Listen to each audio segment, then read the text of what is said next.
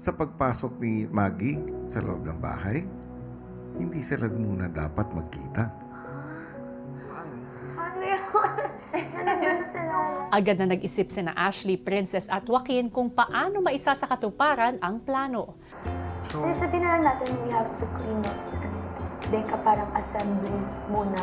Kasi we have to prepare for the next guest. So, kailangan muna nila mag-stay. Unang lumabas ng confession room sina Ashley at Princess.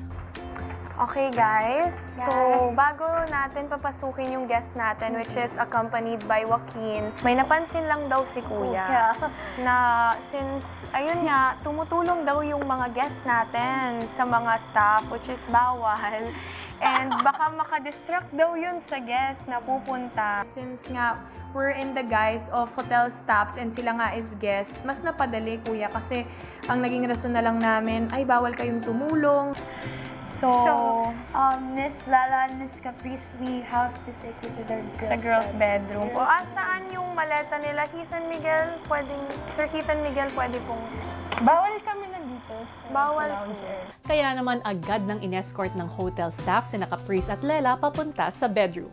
But we will be offering po some room services. Thank you. Doon po namin sinimulan yung pagda-distract po kay Lala at Caprice po, kuya. Kunyari, meron lang pa makeover effect si kuya na task namin ni Princess. Ma'am, actually po, kinausap kami ng boss namin and sabi po nila, pwede po namin kayo bigyan ng free makeover. Ganun? Pwede? Paano makeover? Like hair, makeup, and outfit po. Makeup? Si Princess po, pinabantay ko po muna siya sa girls' bedroom. Tapos ako po, pinagtipon-tipon ko po kuya kaming mga staff. Tapos in-announce ko po sa kanila na isa-surprise nga po ni Ate Maggie po si Lela. So pagpasok niya, i-welcome namin and then after, start na siya magluto. Ano? After yung pumasok dito, ma-welcome. Maya-maya pa, sinimulan na ni Ashley at Princess ang kanilang pang-distract kina Lela at Caprice. Happy birthday po, Miss Lela!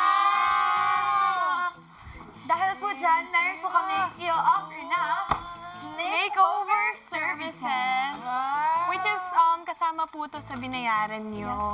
Habang abala na sa makeover si Lela, kumuha naman ng tiyempo si Joaquin para samahang pumasok sa bahay si Maggie.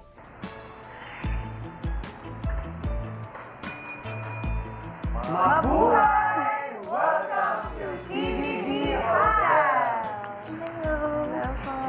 everyone! So cute! Sinimulan na rin ni Maggie ang pagluluto ng pasta. Okay, can you help me with the garlic? Minced.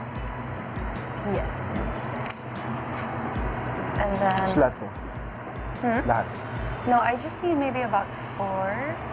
This one na lang, yeah. Para di sayang. Habang nagluluto, nakipagkwentuhan din si Maggie sa mga housemates. Ano pang tawag niyo kay Lela?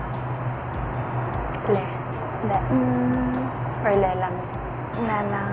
Lelang. No, she hates it. She's like, ate, what the heck?